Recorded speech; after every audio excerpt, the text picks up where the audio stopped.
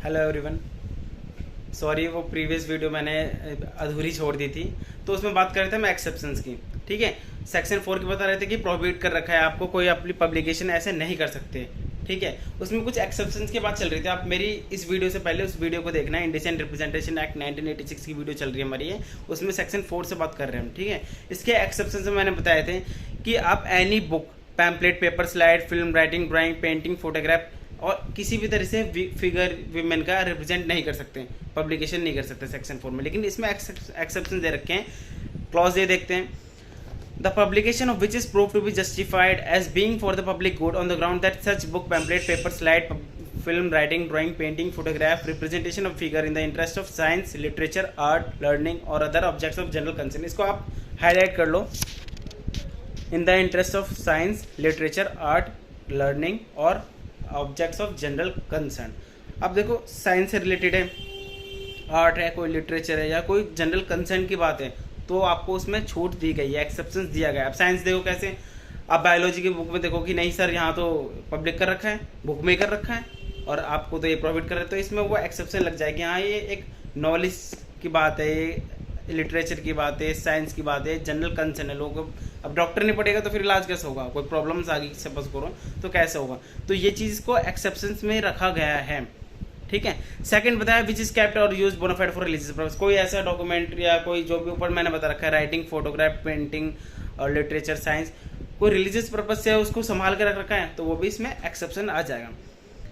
इसका भी देखो, एनी रिप्रेजेंटेशन, स्कल्पचर, एंग्रेव्ड, पेंटिंग और अदरवाइज रिप्रेजेंटेड ऑन और क्लॉज 1 देखो इसका, any ancient monument with in the meaning of the ancient monument and archaeological sites and remains act 1958। मतलब कि जो आर्कोलॉजिकल या कोई एंशियंट मोन्यूमेंट्स हैं, जैसे खजुराहो टेम्पल जो मैंने बताया था प्रीवियस वीडियो में, खजुराहो टेम्पल जो है, ठीक है, या फिर कामाख्या देवी टेम्पल होगा, इस टाइप से वो एंशियंट है, ठीक है, रिलीजियस है, तो उनको एक्सेप्शन दिया गया है इसमें। एग्जाम्पल आप लिख सकते हो इसके आगे, खजुराहो टेम्पल और अदर, ठीक है, क्योंकि एंशियंट मोन्यूमेंट है। और इनका देखो अलग एक्ट है, ancient monument and archaeological site act, उसमें इसको बताया गया है।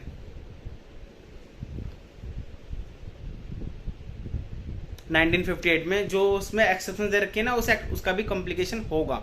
सेकंड बात करते हैं, एनी टेम्पल और any car use for convenience of idols और केप्ट और use for any religious purpose. सब उसको कोई रिलीजियस पर्पज से जा रहा है, कोई आइडल मूर्ति वगैरह कोई लेकर जा रहा है, ठीक है, सपोज करो किसी ट्रक में लेकर जा रहे हैं, ठीक है, या फिर किसी टेम्पल में, तो उसको भी इसमें छूट दी गई। अब ऐसे नहीं कि आप कि हाँ मेरे को तो छूट मिल गई, इसमें एक्सेप्शन मिल गई, अब मैं छोटा हाथी समझते हो, छोटा हाथी, उसमें मैं ऐसे ओपन लेकर जा रहा हूँ किसी, नहीं ऐसे नहीं लिख सकते, उसको आपको हाइड करके लेके जाओ।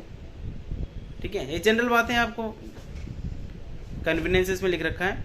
और थर्ड देखो, see any film in respect of which the provisions of part 2 of the cinematography act 1952 will be applicable. देखो ये काफ़ी कंट्रोवर्सी में रहता है। सी जो है, फिल्म की बात करते हैं हम, any film in respect of which the provision of part 2 of the cinematography act 1952 का एक अलग है, सिनेमा से रिलेटेड, जो मूवी जो बोलते हैं ना, जो सर्टिफाइड करता है मूवी को। मूवी रिलीज से पहले कौन देखता है? ये जो यहाँ के हेड है, वो उनकी जो टीम है वो देखती है पहले मूवी को, वो जज करती है, बोलते हैं ना कि कट लगा दिए, इतने कट लगा दी मूवी में, सेंसर बोर्ड जिसे बोलते हैं, वो इसके अंदर कवर्ड हो जाता है सिनेमाटोग्राफी एक्ट के अंदर। 1952 का ये एक्ट है, इसमें फिल्म पे प्रोविजन लगा रखे हैं। अब देखो, यूथ जो आज का वो कहता है कि पुरानी मूवीज में ऐसा नहीं था, ऐसे शो नहीं होता था, ये बड़े बुजुर्ग सुने होंगे कि आप तो आजकल के गाने इतने बेकार हैं, वल्गरिटी शो करते हैं, पहले तो नहीं थे, पहले के भी हैं ऐसे गाने, वहाँ भी सेंसर बोर्ड ने कुछ नहीं करा, वो भी पास कर रखा है।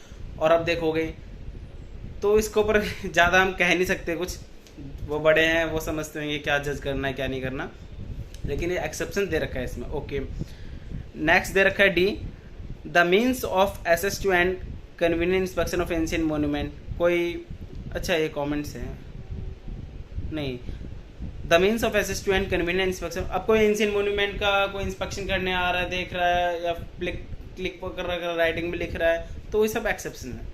5 देखो, power to enter and search, किसको पावर दी गई है? सपोज करो कहीं ऐसा काम हो रहा है, तो किसके पास पावर है कि वो जाएगा और सर्च करेगा? Subject to such rules as may be prescribed any gazetted officer authorised by the state government may within the local limits of the area for which he is authorise. देखो, state government किसी भी gazetted officer को भेजेगी, ठीक है, जो भी इसमें लिख रखा होगा उन्होंने प्रिस्क्राइब कर रखा होगा, रूल्स बना रखे होंगे कि अपने लोकल लिमिट में आप जाके इंस्पेक्ट कर सकते हो और सर्च कर सकते हो। कौन?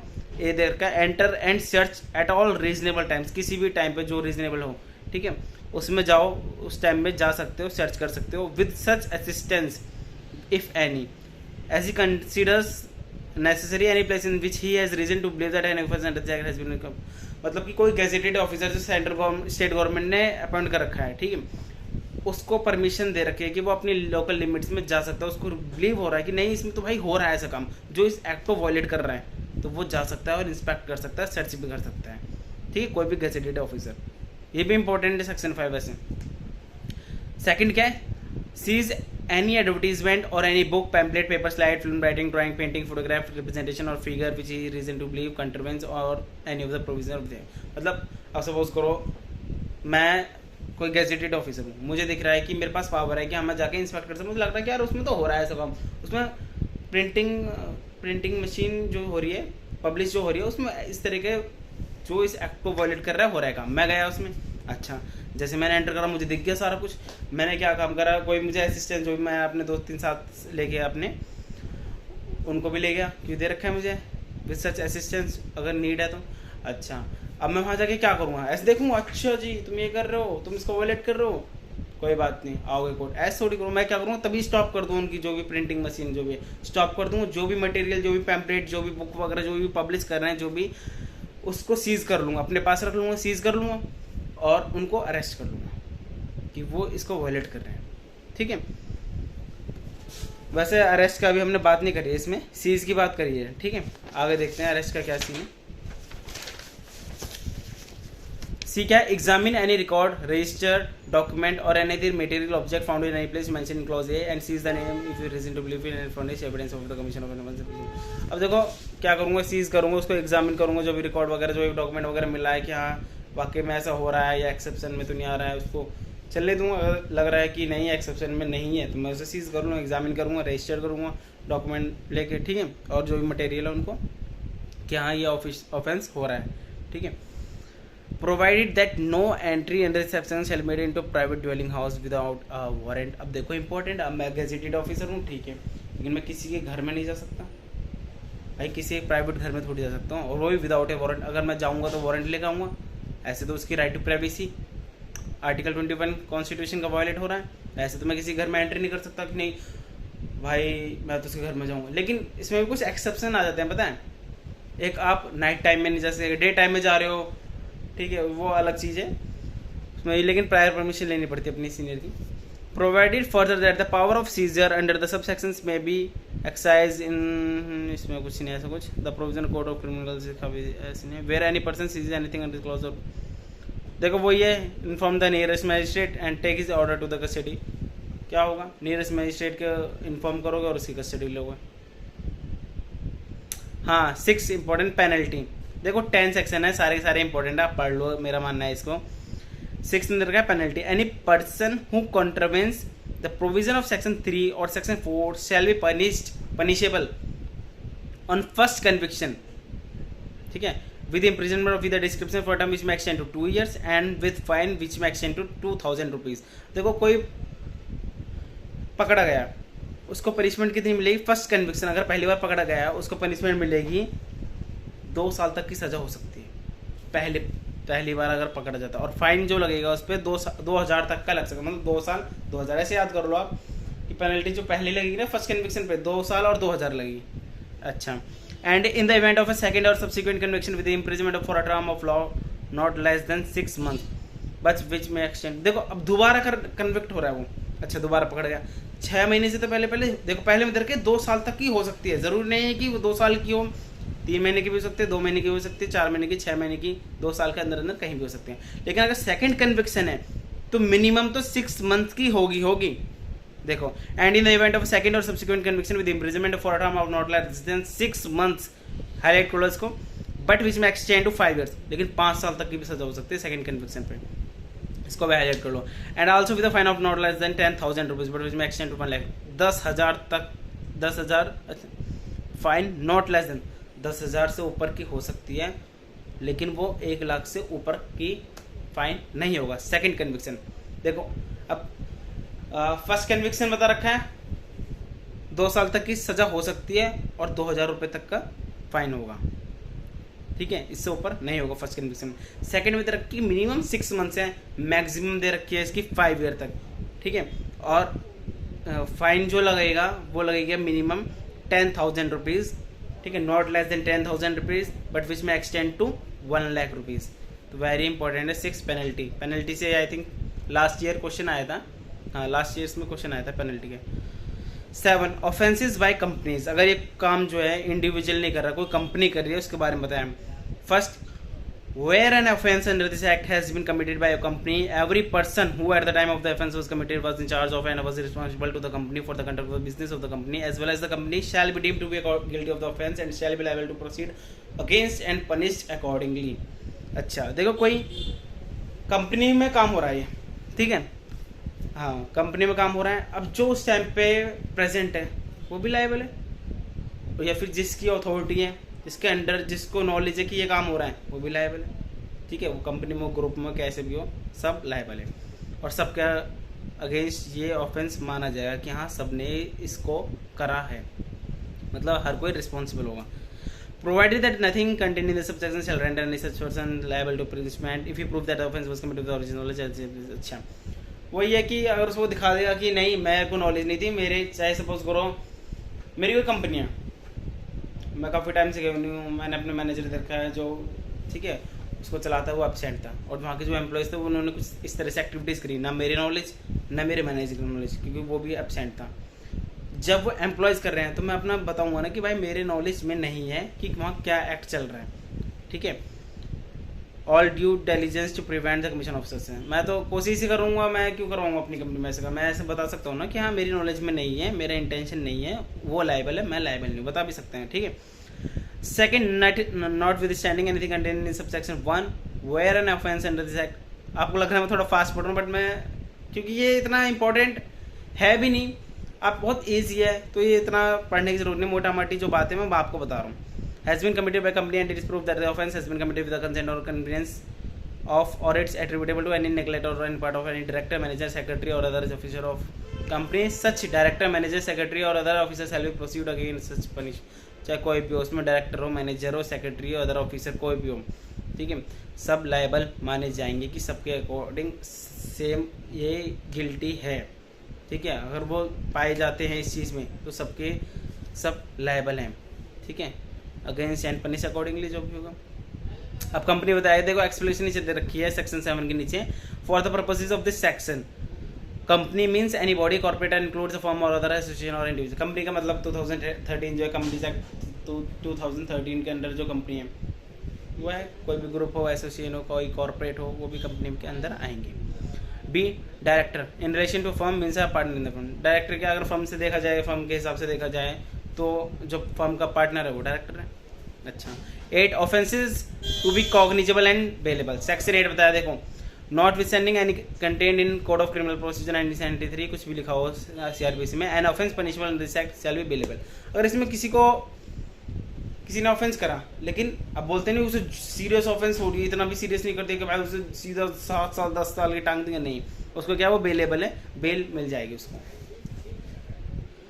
और सेकंड देर का इसका N offence punishable under this act shall B cognizable, लेकिन कॉग्निजेबल है, आप हल्के में मत लो इसको, बेल मिल रही है आपको ठीक है, लेकिन हल्के मत लो इसको, कॉग्निजेबल ऑफेंस है ये। सेक्शन इसका क्लॉज 2 देखो 8 का, सेकंड लास्ट सेक्शन हमारा सेक्शन 9 प्रोटेक्शन, हाँ second last, protection of action taken in good faith, no suit, prosecution or other legal proceedings shall lie against the central government or any state government or any officer of the central government or any state government for anything which is in good faith done or intend to be done in this act। देखो इसमें क्या पता गया है, central government हो, state government हो, या फिर जो गैजेटेड ऑफिसर है ना कि वो इंस्पेक्ट कर लेगा, सर्च कर लेगा, सीज कर लेगा, हाँ अगर उससे कोई मिस्टेक हो जाती है, मिस्टेक इन द सेंस कि नहीं वो गुड फेथ में चाह रहा था, उसने तो गुड फेथ में कराया वो, ठीक है, सीज वगैरह कर, लेकिन वो एक्सेप्शन में जाए होगा नहीं, मेरा तो डिफेमेशन हो गया होगा, तो उनके ऊपर सेंट्रल गवर्नमेंट, स्टेट गवर्नमेंट या गेजेटेड ऑफिसर जो भी है, ऑफिसर जो अपॉइंट हुए हैं, उसको एक्सेप्शंस भी दी गई है कि कोई उसके ऊपर ऐसा कोई सूट मुकदमा कोई लीगल प्रोसीडिंग्स नहीं चलेंगी, क्योंकि वो गुड फेथ में काम किया गया है। ठीक है, लास्ट सेक्शन देखते हैं, पावर टू मेक रूल्स। किसके पास पावर है रूल्स बनाने की? द सेंट्रल गवर्नमेंट में by notification the official gazette makes rules to carry out the provision of the act. Central government क्या है, अपने नोटिफिकेशन में दिखाएगी ऑफिशियल गैजेट में कि हमने ये रूल्स बनाए, या फिर रूल्स जो भी इसमें चेंजेस करने हैं वो सेंट्रल गवर्नमेंट के अंदर पावर है। मतलब स्टेट गवर्नमेंट के पास पावर नहीं है इसमें कोई भी रूल्स डालने की। Second clause, in particular and without prejudice generally the foregone power the man in which the seizure of the advertisement every rule. वही है, मतलब कि अब जनरली इसमें वैसे इसको क्वेश्चन नहीं आता है, आप इतना याद रखो कि हाँ किसके पास पावर है। सेंट्रल गवर्नमेंट ऑप्शन आएगा, central government, state government, gazetted officer, president, governor, कुछ भी आ सकता है ऑप्शन, तो सेंट्रल गवर्नमेंट पे ही आपको टिक लगाना है क्योंकि उसी के पास पावर है। अब हम बात करते हैं इस 10 सेक्शन की समरी के बारे में। देखो मैंने बताया था कि प्रीवियस वीडियो में जो मैंने बताया था ना कि indecent representation of women prohibition act 1986, ये 1986 में ये एक्ट हमारा पास हुआ था। अच्छा, कमेंसमेंट हुआ था।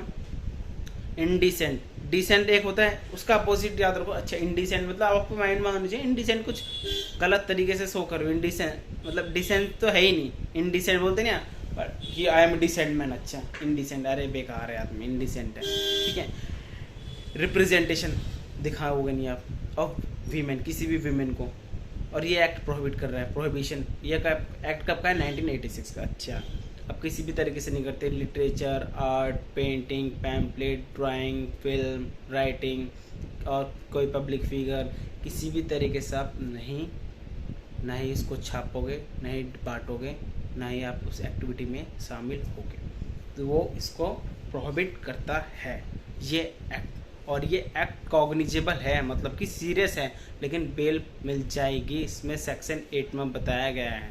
अच्छा, पावर बता दिया कि कौन किसके पास पावर है, कौन सीज करेगा। कोई भी गैजेटेड ऑफिसर के पास पावर है, जो स्टेट गवर्नमेंट बताएगी वो जाकर उसको सीज कर लेगी, उसको उस जो भी उसने करा है, ठीक है, जो भी कहाँ पे जो भी उसको दिखाए सीज कर लेगी, वो अपने पास रख लेगी। ओके, देन आप देखो इसमें पेनल्टी बता दी। पेनल्टी कब है इसमें? 2000 तक की फाइन और 2 ईयर तक की इम्प्रिजमेंट हो जाएगी इसमें फर्स्ट कन्विक्शन में। Second conviction less more than 6 year, I think more than 6 year वही होगा ना, not less then more than 6 year. Second conviction होता है आपका नहीं, मतलब मैं बता रहा हूँ 6 महीने तक की तो सज़ा होनी है सेकंड कन्विक्शन पे, और 5 साल तक की सज़ा हो जाएगी। तो सोचो कहाँ है ये, सीरियस ऑफेंस ही आ जाएगा एक तरह से। कॉग्निजेबल वैसे ही बता रखा है इसको। अच्छा, पेनल्टी बता दी इसमें 10,000 की मिनिमम और मैक्सिमम 1 लाख की सेकंड कन्विक्शन पे। कंपनी का बता रखा है कि जो भी उसमें शामिल होगा, सेक्रेटरी, डायरेक्टर, मैनेजर, ठीक है, एम्प्लॉय, जो भी होगा उसमें शामिल होगा, वो इसमें उसके ऊपर सेम अगेंस्ट प्रोसीडिंग जो एक्ट किए हैं वो चलेंगी। ठीक है, 9 बता रखा है कि जो गैजेटेड ऑफिसर है, सेंट्रल गवर्नमेंट है, स्टेट गवर्नमेंट है, उनको क्या है, प्रोटेक्शन दी गई है गुड फेथ में, कि आप अगर गुड फेथ में ये सारा कर रहे हो, सीज कर रहे हो, किसी कर रहे हो, तो आपके ऊपर लीगल प्रोसीडिंग, कोई सूट, कोई वाद, कोई दाखिल नहीं होगा। और 10 बता रखेगी कि इसके पास पावर है, कौन रूल बनाएगा, सेंट्रल गवर्नमेंट बनाएगी। फर्स्ट सॉर्ट एंड कमिटमेंट हो गया, सेकंड डेफिनेशन होगी। ठीक है, तो बहुत ईजी एक्ट है, लेकिन हाँ अच्छा है, मतलब पढ़ना चाहिए। और आपको 1-2 बार रीड करोगे ना तो आपको टिप्स हो जाएंगे कि अच्छा फर्स्ट सेकंड थर्ड 10 सेक्शन है, क्या हो रहा है, बस। ठीक है, तो आज हमने indecent representation of women prohibition act 1986 हमने कवर कर लिया। अगर आपको अच्छा लगा हो तो चैनल को सब्सक्राइब करें और कमेंट करें। Thank you for watching. जय हिंद।